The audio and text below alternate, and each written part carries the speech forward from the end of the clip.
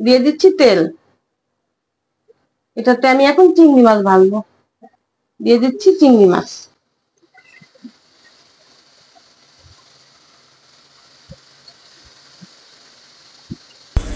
চিংড়ি মাছে যেহেতু ভুনা করব এই জন্য এটাকে হালকা ভাজলাম। দিয়ে দিচ্ছি তেল, এতে চিংড়ি মাছ ভুনা করব। পেঁয়াজ দিয়ে দিচ্ছি, লবণ দিয়ে দিচ্ছি, পেঁয়াজটা নরম হোক।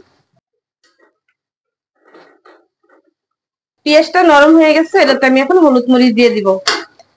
আগে দিয়ে দিচ্ছি একটু পানি। দিয়ে দিচ্ছি মরিচের গুঁড়ো, দিয়ে দিচ্ছি হলুদের গুঁড়ো, দিয়ে দিচ্ছি রসুন, দিয়ে দিচ্ছি আদা। এটা এখন ভালো করে কষাই নিব।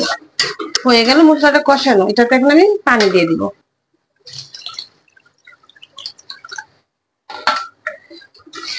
দিয়ে দিচ্ছি চিংড়ি মাছগুলো। হয়ে গেছে আমার চিংড়ি মাছটা। এটাতে এখন আমি কয়েকটা টমেটো দিয়ে দিব। দিয়ে দিচ্ছি কয়েকটা টমেটো। দিয়ে দিচ্ছি 2-3টা কাঁচামরিচ। দিয়ে দিচ্ছি একটু জিরার গুঁড়ো। এটা দিয়ে মিলাই নিব। হয়ে গেল আমার চিংড়ি মাছের ভুনাটা। এটাকে এখন নামিয়ে ফেলবো। হয়ে গেল আমার চিংড়ি মাছ ভুনাটা। আপনারা রান্না করে এভাবে খাবেন আর আমাকে কমেন্ট করে জানাবেন কেমন লাগলো। আল্লাহ হাফেজ।